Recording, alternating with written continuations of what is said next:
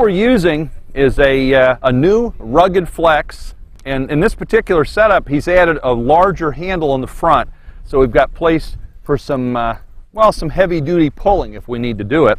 And we still have a relatively short butt section so it doesn't get caught in our shirt sleeves too easily.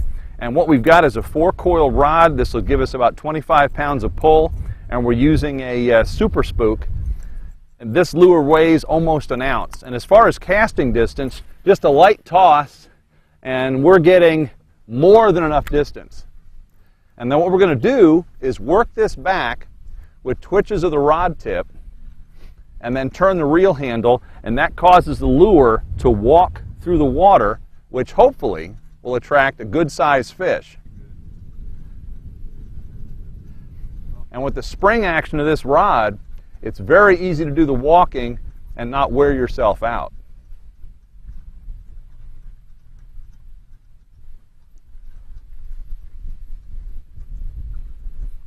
Well, that's just fun to reel in. As far as technique to cast this, what I'm doing is side arming this out.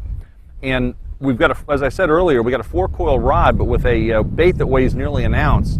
All we have to do is when we come back with our back cast, is you can feel the rod flex and load, and then you just guide it forward and the lure is released. It's just catapulted. So we'll try that. We'll just let it go, and we just cleared a cast that was probably in the range of 140, 150 with no effort.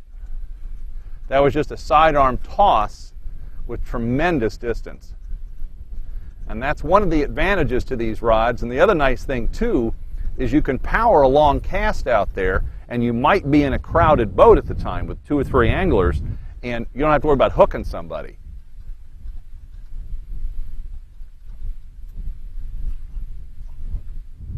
And we'll get this back in, and we'll try another toss, clear off a little bit of that grass.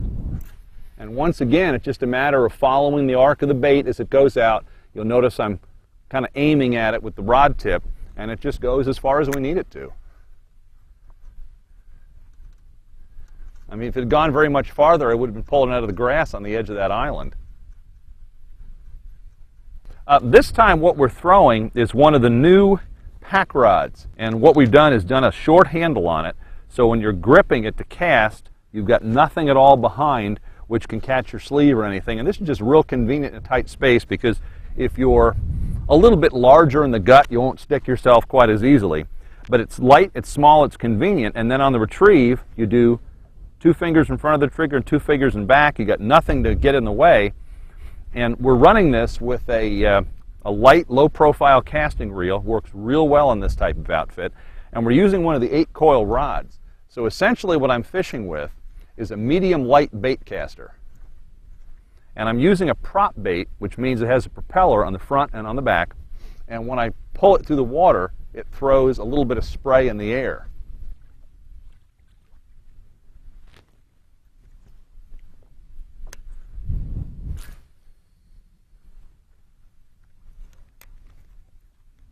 What we're using here is basically an inshore spinning outfit with the double hooded reel seat.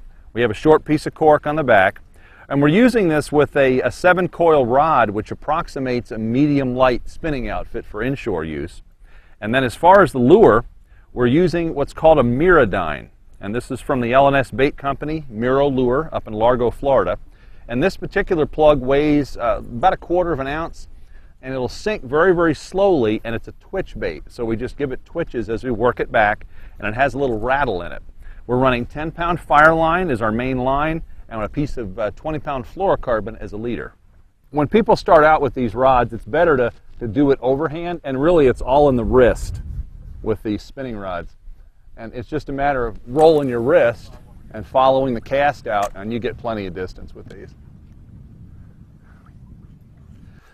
This is much more a close quarters outfit than the bait caster, because the bait caster you need some room to get things moving. With these little spinning rods, with the right amount of weight, you can just actually cast it from in front of your nose for short distance accuracy if you have to.